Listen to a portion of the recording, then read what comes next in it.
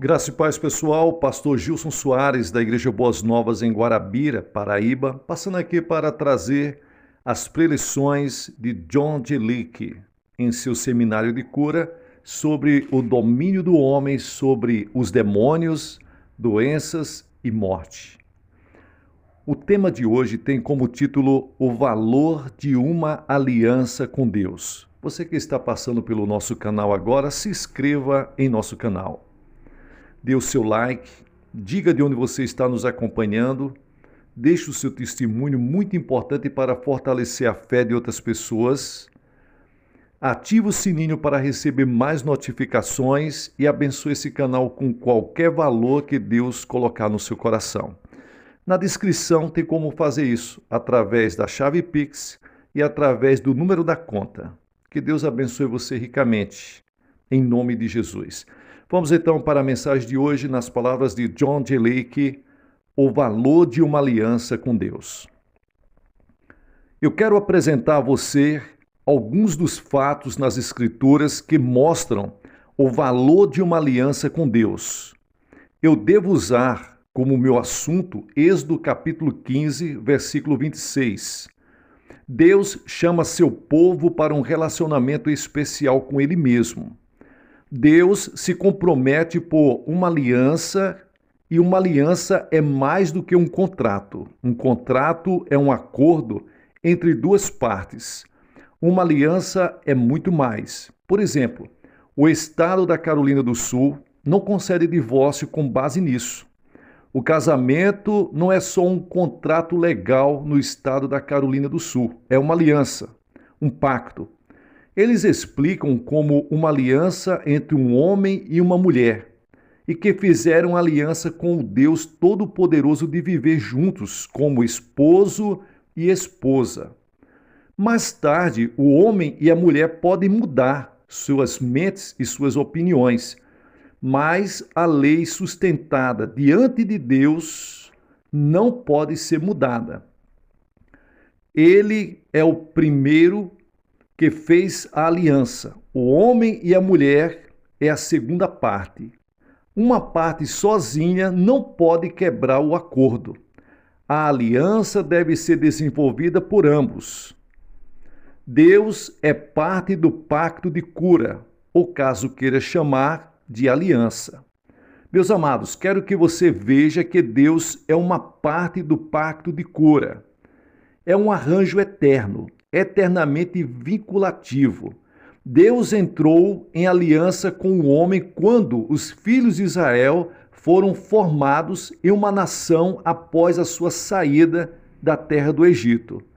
Deus fez os preparativos para a aceitação de outras pessoas que não eram israelitas para serem recebidos na nação sob certas condições. A parte, portanto, querendo se relacionar com Israel e se tornar parte dele, teria que assinar os termos do pacto original que Deus fez com Abraão, em Êxodo capítulo 12, versículos 48 ao 49. Encontramos casos em que houve uma violação de uma aliança e notamos as consequências de longo alcance. Por exemplo, os filhos de Jacó fizeram uma aliança com o povo de Síquem para dar a sua irmã ao príncipe de Síquem em casamento.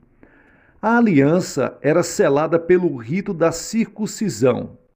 Mas em vez de aderir à aliança, Levi e Simeão, na raiva de suas almas, tomaram suas espadas e mataram todos os homens da cidade de Síquem e roubou-lhes os seus bens. O resultado desse ato foi trazer os irmãos sob o juramento de Deus. O velho Jacó, profetizando no Espírito, falou: maldito seja a sua ira. Sim, maldito, tão tremenda é a sua fúria, tão cruel, que eu vou dividi-los pelas terras de Jacó e espalhar vocês em todo Israel. Gênesis capítulo 49 e o versículo 7. Eu quero chamar a sua atenção para o valor de manter a aliança com Deus. e a maldição natural que os homens trazem sobre eles próprios quando quebram a aliança com Deus. De Jacó, a profecia tornou-se um fato. Levi e Simeão violaram uma aliança com Deus. E a alma do velho profeta, como ele olhou através das eras, viu qual seria o fim daqueles dois em seu leito de morte. Disse a eles qual seria a punição de seus pecados. Meus amados, Deus tem um pacto de cura, ou uma aliança de cura, conforme você queira chamar. A cura é uma das alianças de Deus. Deus fez uma definitiva aliança de cura específica, conhecida nas Escrituras como o Pacto de Jeová Rafá, ou o Senhor teu curador, o Senhor que te sara. Você encontrará essa aliança em Êxodo, capítulo 15, versículo 26. Existem 4 divisões para o pacto de cura. Leia esse versículo com cuidado e atenção e você vai perceber. Primeiro, se diligentemente ouvires a voz do Senhor teu Deus. Segundo, e fizeres o que é reto diante dos seus olhos. Terceiro, e deixares que os teus ouvidos ouçam esses mandamentos e os guardes todos esses estatutos. Quarto, não porei nenhuma destas doenças sobre ti que trouxe sobre os egípcios, porque eu sou o Senhor que te cura. Meus amados, quero que você veja que quando os homens assumem a fé no Deus eterno, conforme revelado por meio do Senhor Jesus Cristo para a cura, eles fazem uma aliança e vivem um relacionamento com Deus. É uma união divina. Deus colocou no registro sagrado do testamento. É dada a promessa eterna quanto para a sua fidelidade a respeito desse pacto. Nós, então, como homens inteligentes e as mulheres, são convidadas a se relacionar com Ele e se colocar diante dessa proteção, tornando-se participantes com Ele naquele pacto. A aliança, ela é mais do que a cura e do que apenas a cura quanto às pessoas doentes. Esta aliança não significa simplesmente que quando estamos enfermos e morrendo, o Senhor virá para nos curar. Isso é uma pequena parte do pacto de cura. A aliança ou pacto tem 3 grandes princípios envolvidos. Preste atenção. O primeiro é cura divina.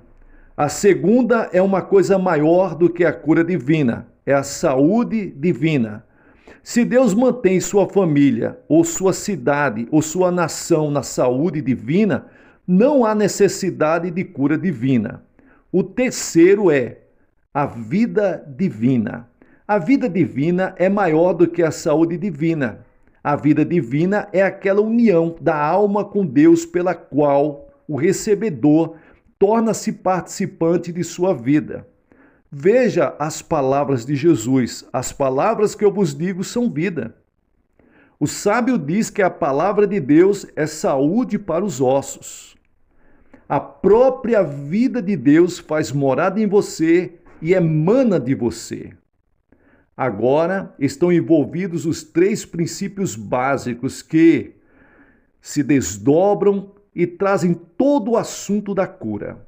Eles são pecado, doença e morte. Uma irmandade profana. Os representantes do reino das trevas. Eles são os filhos do diabo e da desobediência. Se você quiser procurar sua linhagem, Satanás é seu pai. E a desobediência é sua mãe.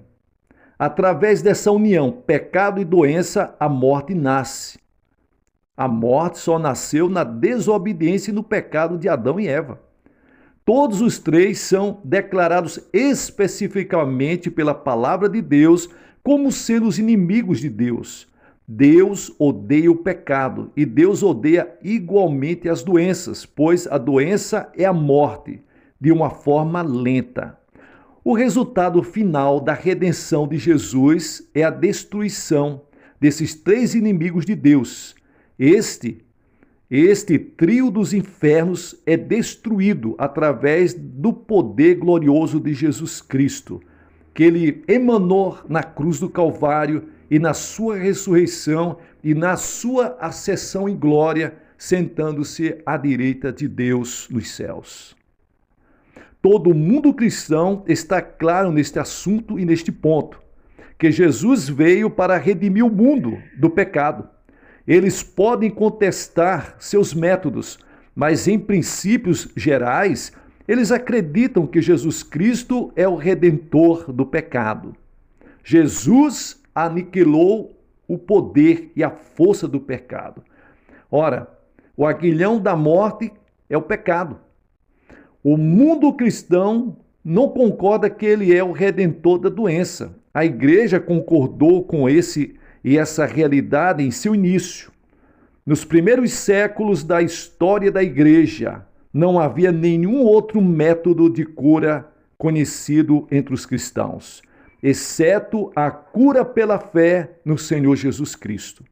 John Wesley diz em suas notas sobre o Novo Testamento, dizendo o seguinte sobre Tiago, capítulo 5, versículo 14 ao 16. O único sistema de cura física conhecida na igreja primitiva por 400 anos foi a oração da fé. A oração da fé para os enfermos. Os primeiros cristãos tinham um remédio bendito de Deus, um remédio eterno, o Espírito vivo e eterno de Cristo revelado ao mundo em seu coração e em sua pessoa, quando eles precisavam dele para a cura. O remédio de Deus é uma pessoa, não é um remédio material. Não é um isso, mas um ele. Amado, receba este Espírito de Deus em seu coração, em sua vida, em seu ser, e tudo vai mudar na sua vida física, espiritual e material. Pense sobre a onipresença de Deus. Alguém deu uma definição para onipresença, como nós usamos essa palavra para expressar um atributo de Deus, igualmente presente em toda parte. Onipresente significa igualmente presente em todos os lugares. Consequentemente, não há lugar para ir de sua presença. Davi enfatizou esta verdade de forma esplêndida. Para onde irei do teu espírito? Ou para onde fugirei da tua presença? Se eu subir ao céu, tu estás lá. Se eu fizer minha cama no inferno, eis que tu estás lá. Se eu tomar as asas da manhã e habitar no extremo do mar, mesmo lá deve estar a tua mão me conduzindo, e a tua mão direita me sustentará. Salmo 139, versículos 7 ao 10. Não existe nenhum lugar que a mente do profeta pudesse conceber onde Deus não estava presente. Às vezes, as pessoas têm a ideia de que o único lugar que Deus está presente seja na igreja ou em sua casa. Um homem estava procurando por salvação e ele foi para o estábulo de seus cavalos para orar. Deus veio a ele e a consciência da salvação nasceu na alma dele. Desde então, quando ele estava interessado na salvação de qualquer um, ele se recolhia no estábulo e orava. Deus ouvia sua voz, tocava no coração da alma e convertia aquela pessoa. Devemos ter em nossa mente que Deus pode nos encontrar em qualquer lugar. Bendito seja Deus. Há uma grande diferença entre aceitar e estar esperando. Você precisa aceitar e não simplesmente estar esperando. Quem aceita já recebeu, já tem, já é a fé verdadeira. Quem está esperando está na esperança, não tem, ainda vai chegar. Você deve aceitar Cristo como seu curador, não como uma pessoa distante, uma pessoa longínqua, uma pessoa que está em um lugar inacessível. Você realmente se comprometeu com o Senhor como seu curador? Houve um ato definitivo de compromisso com o Senhor? Se houver, Ele estabeleceu em sua mente todas as questões que diz respeito para a cura divina. E este é o testemunho pessoal que eu tenho para vocês. Eu estava sentado uma manhã sofrendo terrivelmente de uma doença há muitos e muitos anos. Eu fui afligido durante 9 anos. Naquela manhã, como de costume, me sentei na minha cadeira e revi toda a ineficácia dos remédios que tinha sido usado em minha família, em minha vida, na família do meu pai. E esses remédios simplesmente não fizeram efeitos. Pessoas estavam doentes e continuavam doentes. É como o caso daquela mulher que havia padecido durante 12 anos na mão de vários médicos, mas ia cada vez de mal a pior. Tem pessoas assim. Estão buscando a saída e a solução nos médicos, medicamentos, mas o seu caso está se agravando. Cada dia parece que a sua vida está definhando, e assim estava acontecendo comigo. Nós tínhamos enterrado 4 irmãos e 4 irmãs. 4 outros membros da família estavam morrendo, inválidos, com invalidez crônicas. Isto era uma questão de vida ou morte. A fé estava começando a despontar na minha mente, no meu coração, e de repente tomei uma decisão que a partir de então eu iria colocar minha confiança inteiramente no Senhor. Eu não percebi completamente o que tinha feito, mas por causa dessa minha decisão, a decisão da minha alma, de todo o meu coração, eu me desliguei para sempre da ajuda do homem. Eu tinha me separado para Deus. Eu não tinha mais ninguém para olhar para mim e olhar por mim. Eu coloquei Deus como a pessoa que cuidaria de mim, o meu curador e aquele que me sara, o Jeová Rafá, o Deus poderoso. Pois eu recusei a ajuda do homem. Orei a Deus e entreguei tudo completamente a Ele, aos seus cuidados, e descansei no Senhor. Eu fui cuidar dos meus negócios, fui trabalhar, fui para a minha vida cotidiana, mas já estava tudo determinado, estava tudo nas mãos de Deus. E que surpresa! Acordei com o fato de que estava perfeitamente bem. Eu não tive a menor ideia quanto a isso, como aconteceu. Foi um milagre. Pode ter acontecido então gradualmente. Eu não estava ciente disso. Esse é o valor de um compromisso. A.B. Simpson fala a respeito do comprometimento da saúde de nossos corpos ao Senhor. Deve ser muito deliberado e final, e na natureza das coisas não pode ser repetido. Separado para Jesus Cristo como seu único médico por tempo e eternidade. Se um homem se compromete de uma vez por todas com a mulher com quem ele vai se casar, está feito. Ele não pode ficar casando e repetindo aquele ato de casamento. É de uma vez para todo sempre e por toda a vida. Se você se compromete de uma vez por todas e para surpresa sua, entregar todos os seus cuidados ao Senhor Jesus como seu curador, isso é feito para sempre. É uma aliança eterna. Como diz A.B. Simpson, a realização da cerimônia de casamento é a sinalização e o selamento de uma grande aliança, e seu valor depende da realidade e da união que está selada através dela. Deixa eu contar um incidente para vocês. O incidente da Guerra dos Boers. Na Guerra dos Boers da África do Sul, os Boers mantiveram um pico da montanha que comandava todo o país e particularmente a cidade de Ladysmith. Era conhecido como o ponto central. Ali passava o rio Tigre corria ao lado. Um dia, no meio de um ataque tremendo, os britânicos conseguiram romper e cruzar o rio em pontes flutuantes e tomar posse da montanha. Naquela noite, os Boers convocaram um conselho de guerra e foi decidido que a reintegração de posse daquele ponto, daquele pico, daquela montanha, era necessário para o progresso bem-sucedido da guerra. Percebendo que a retomada daquele pico, daquela montanha, resultaria em um massacre tremendo e os oficiais não desejavam assumir a responsabilidade de ordenar os homens para o ataque, Eles chamaram as pessoas que estavam ali, os soldados, e disseram: nós precisamos de voluntários. Aqueles que desejam ser voluntários e lutar pela libertação daquele pico, daquela montanha, se apresentem.